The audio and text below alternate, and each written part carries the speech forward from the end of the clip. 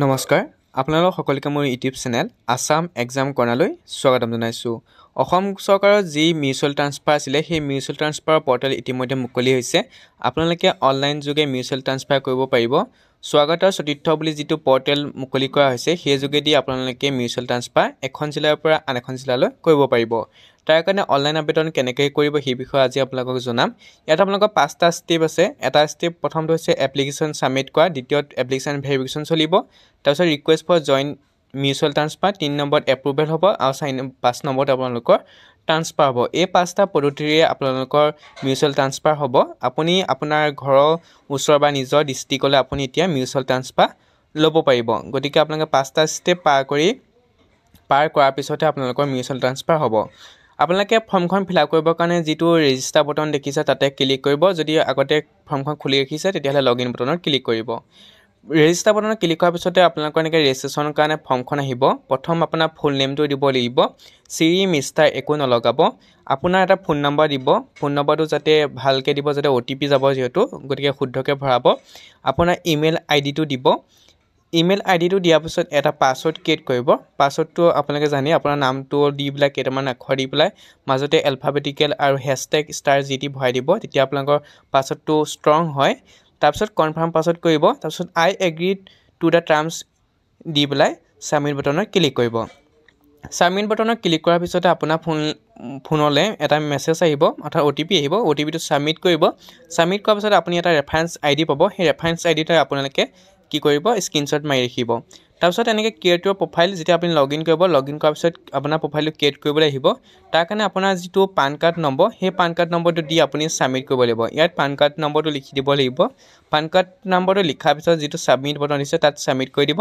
Submit কৰাৰ পিছত আপোনাৰ তথ্যখিনি একলৈ আহিব। Full name, date of birth আপুনি দিব লাগিব। ইয়াৰ পৰা চাই আপুনি যিখিনি ভৰাইছিল সেইখিনি অট'মেটিক আহিব। যেনেকৈ পান নম্বৰটো আহিব, আপোনাৰ ফোন নম্বৰটো আহিব, মোবাইল নম্বৰটো আহিব আৰু আপোনাৰ ইমেইলটো আহিব।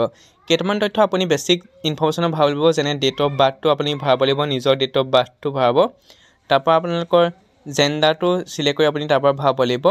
ডেট অফ বাৰ্থটো আপুনি দিব আপোনালোকৰ যিখন জইনিং আছিলে, অৰ্থাৎ আপুনি যিটো বিভাগত কাম কৰিছে তাত আপোনাৰ ডেট অফ বাৰ্থ যিটো দিছিলে সেইটো ডেট অফ বাৰ্থে আপুনি উল্লেখ কৰিব। জেণ্ডাৰ চিলেক্ট কৰিব, কেটেগৰী চিলেক্ট কৰিব, সেইখিনি আপুনি চিলেক্ট কৰিব। অল্টাৰনেটিভ ফোন নাম্বাৰ যি আছে দিব পাৰে।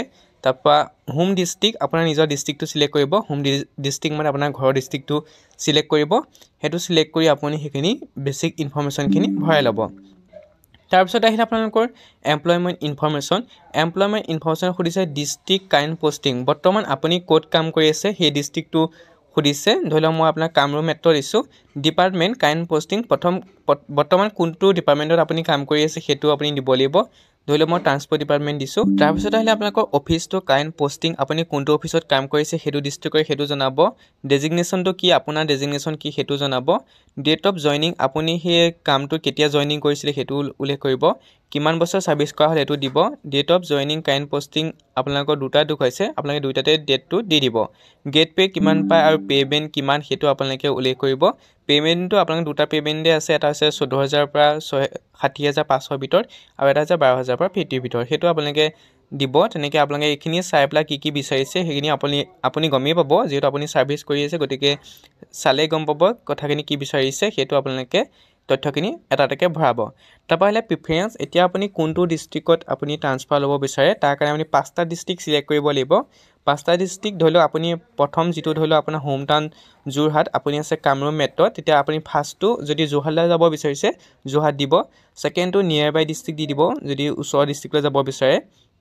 তেনেকৈ থাৰ্ডটো আপুনি দিব শিৱসাগৰ, তেনেকৈ আপোনাৰ নিজৰ ওচৰৰ ডিষ্ট্ৰিক্টকেইটা দিব যদি যাব বিচাৰে। আপুনি যিটো ডিষ্ট্ৰিক্টত যাব বিচাৰে তেনে একাডেমিক ক্ৰমে 1, 2, 3, 4, 5টা আপুনি চিলেক্ট কৰিব লাগিব, প্ৰিফাৰেঞ্চ হিচাপে আপুনি দিব লাগিব।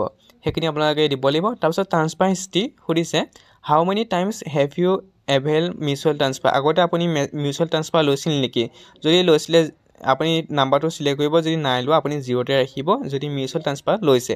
তাৰপৰা কেইটামান ডকুমেণ্ট দিব লাগিব। ডকুমেণ্টকেইটা চাইজ আপোনালোকে 2 MBতকৈ অৰ্থাৎ 2 MBতকৈ বেছি হ'ব নালাগিব, যেনে ফটো, ছিগনেচাৰ, পান কাৰ্ড, তাৰপৰা ডিপাৰ্টমেণ্ট ID কাৰ্ড আৰু ছাপৰ্টিং ডকুমেণ্ট। ছাপৰ্টিং ডকুমেণ্টৰ ক্ষেত্ৰত কি দিব লাগিব এতিয়ালৈকে কোনো কোৱা নাই, ইফ এনি বুলি কৈছে, সেইটো আপোনালোকে পিছতে গম পাব সাপোৰ্টিং ডকুমেণ্ট ক্ষেত্ৰত আপোনাৰ কি লাগিব হয়তো আপোনাৰ এপইণ্টমেণ্ট লেটাৰো দিব লাগিব হয়তো নহ'লে ইণ্টিমেশ্যন লেটাৰ যি দিয়ে আপোনাৰ কথা সেইটো আপোনালোকে দিব লাগিব হয়তো সেই সাপোৰ্টিং ডকুমেণ্টত আপোনালোকে ভৰাই দিব তাৰপিছত যি আই হেভ এ ডিক্লেয়াৰ ডেট দি পেলাই সেই আগে বটন দুটা ক্লিক কৰি আপুনি ছেভ কৰিব পাৰে নহ'লে প্ৰিভিউ দি ফাইনেল ছাবমিট কৰি ফৰ্মখন আপুনি ছাবমিট কৰিব পাৰে এইটো প্ৰচিডিউৰ কৰাৰ পিছতে আপোনাৰ ফৰ্মখন ফাইনেল ছাবমিট হ'ব তাৰপিছত আপোনালোকৰ ভেৰিফিকেশ্যন ষ্টাৰ্ট হ'ব